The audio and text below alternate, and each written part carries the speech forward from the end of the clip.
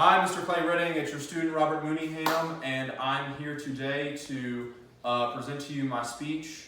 And I have my audience of 5 here. I have my roommates Brett and Bryce, and my twin brother Nick, and my friends Riley and Abby, or Vanessa and Abby, and my friend Riley right there is going to be filming the speech. And the topic of today's speech is going to be political socialization in the 21st century. I think it's an important topic to help us kind of understand how our election process works, especially right now because we're in the middle of a midterm. So the speech begins right now.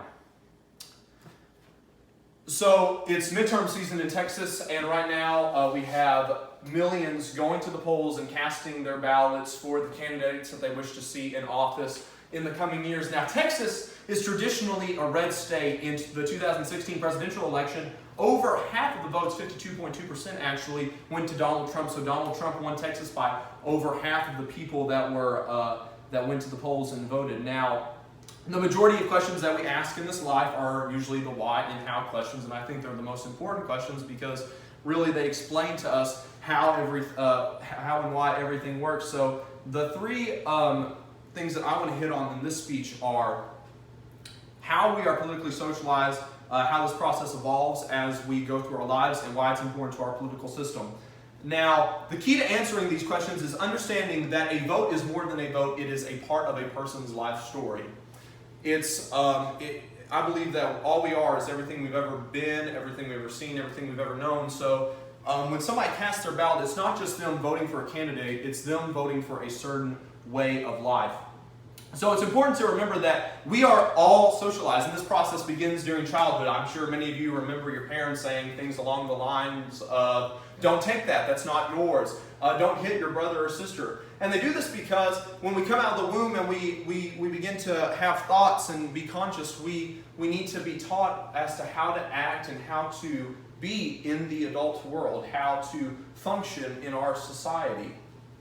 And this process changes as we go through life. It evolves. Now, we are socialized, but more than just through what our parents teach us, but also through our education, through our religious backgrounds, through our family and friends, and also through the media, the movies, the books, the TV shows, the music that we listen to. But as we change, the process does evolve and it does change. So what usually happens is we either conform to certain standards or we rebel against those standards. We either choose to act the way we've been taught to act, or we tend to go in the exact opposite direction.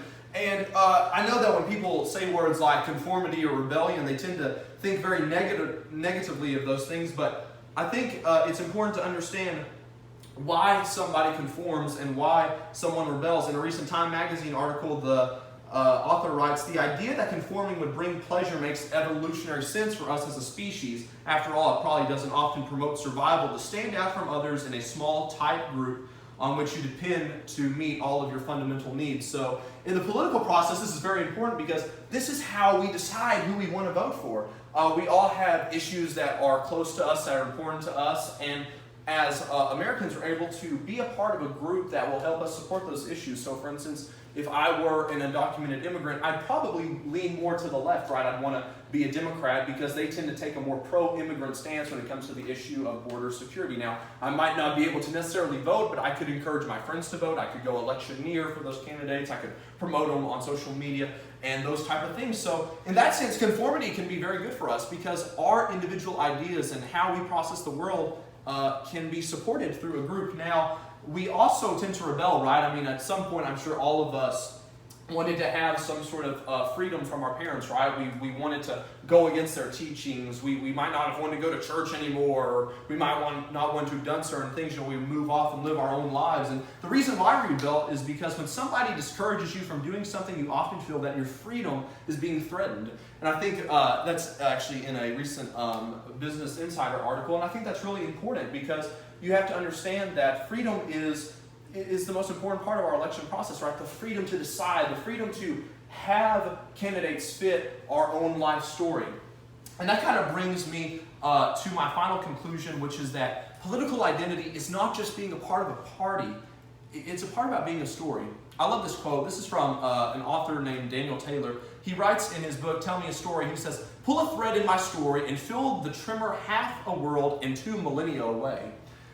That means that try to hurt my story and I'm going to be very upset and I'm going to fight back. Take for instance, I'm going to knock on wood on this one. I get into a car tomorrow and I crash my car and I'm in an accident. Now I'm paralyzed from the waist down.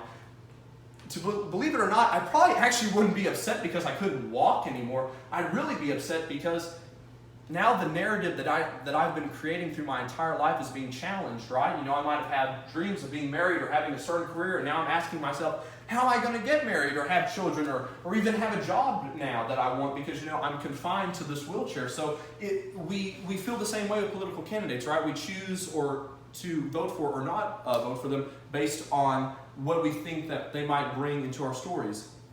And another great quote from Daniel Taylor in his other book, The Skeptical Believer, is that we don't just make decisions based off of logic and reason alone. It's like me, I'm 19 years old, I go talk to a female. I'm not just going to be there, you know, saying, well, what does she look like? What's her family like? What are her hopes and dreams? And, you know, how much money is she going to make in the future? And trying to size up all these different things that I think are right. At some point, my mind is going to begin to fantasize of, well, what kind of wife would she be like? What kind of mother would she be like? What kind of adventures and journeys would we go on together as a couple? And we tend to do the same things with political candidates. We don't just, you know, the postmodernist philosophers had it right. You no longer out-argue people. You out-narrate them. You create the kind of story that they want for their lives. So when we look at a candidate like a Donald Trump or a Hillary Clinton or a Ted Cruz or a Beto O'Rourke, we're not really asking, do I agree with them on certain issues one way or the other? What we're really asking is, what does my life look like with them in office, and what does my life look like with them out of office? And that's why it's so important to the political process, because at the end of the day, it's more than just about a vote. It's about creating a narrative, a story. At the end of the day, all of these people in this audience right now are a part of my life story. They're a part of my narrative. They might be static characters, main characters, indifferent, but they're still a part of the story. So in the same way, we are all a part of the story of America as voters. We get to decide, and we get to create a narrative. And that's why it's so important to our political process, because we are allowed the freedom to make those kind of choices and to create the story that we want.